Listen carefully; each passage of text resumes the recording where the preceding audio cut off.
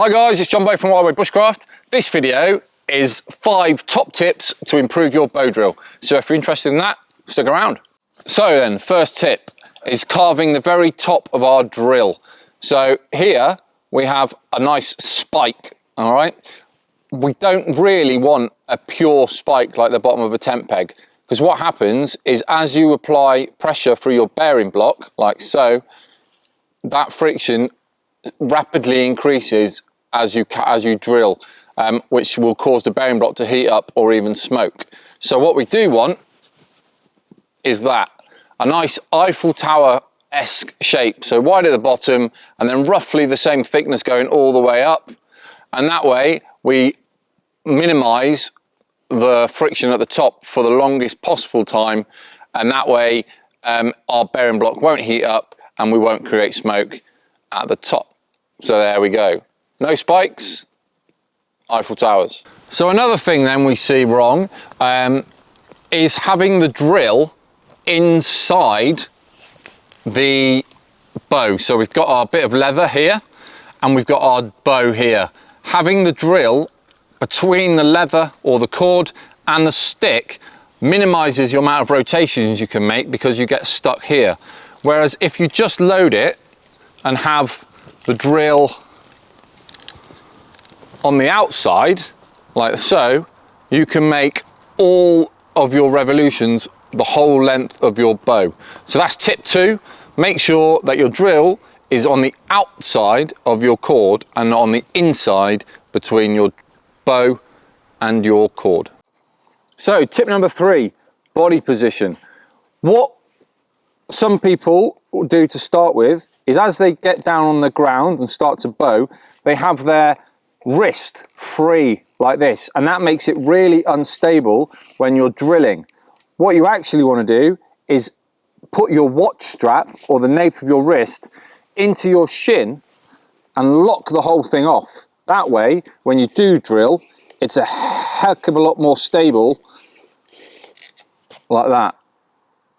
So tip number 4, hand position on the bow. What I see a lot of is people actually holding the bow in the middle and bowing away like that. That's really, really inefficient. The best thing to do, hold the bow at the back, keep it nice and horizontal to the ground, and you don't have to put a lot of effort in to produce those revolutions. There we go. So tip number 5, marking out your V that you need to carve. So the way I do it is I put a line down there, bring it out, and actually mark where I'm going to carve. And then rotate it up and mark down here as well. Because if you don't carve it properly, you'll end up with a U shape like here instead of a V shape like that. So mark out where you're going to carve. Taking all of those tips into account then, what we're going to do is give you a bonus tip. Take your time.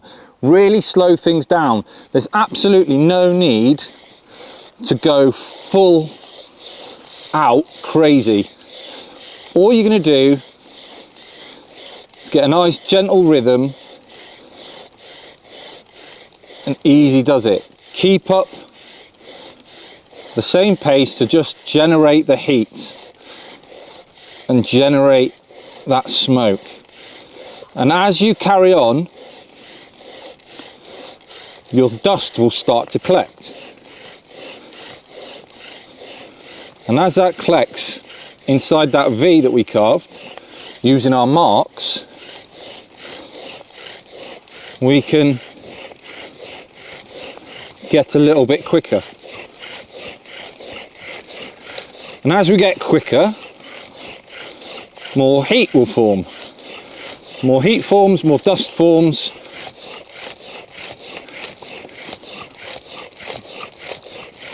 And then we can slow down nice and controlled. Again, this is a point where you've got a little bit of time to get your breath back.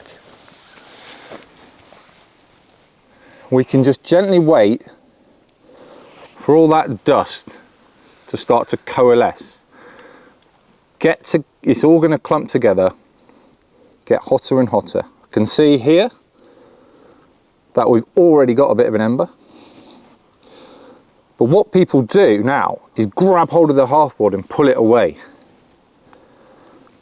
What we actually want to do is put the tip of your knife into the hearthboard to hold the dust and slowly pull it away like that.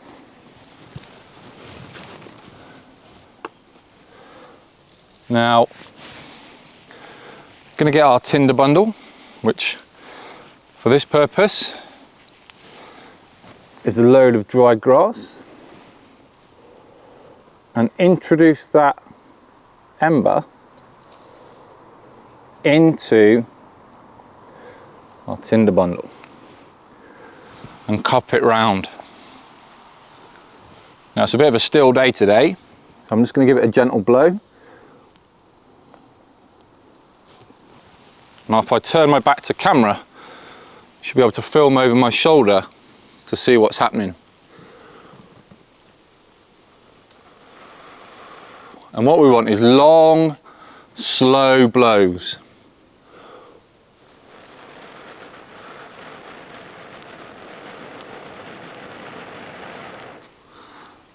Move it away when you need to breathe in.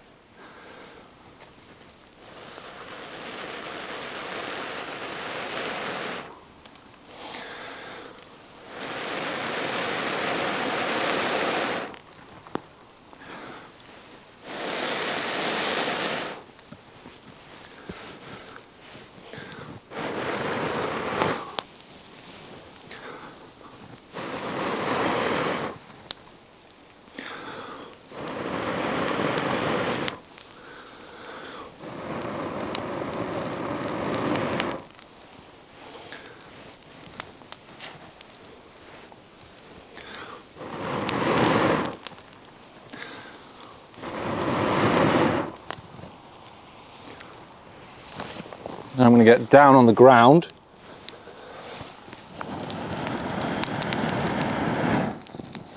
Boom.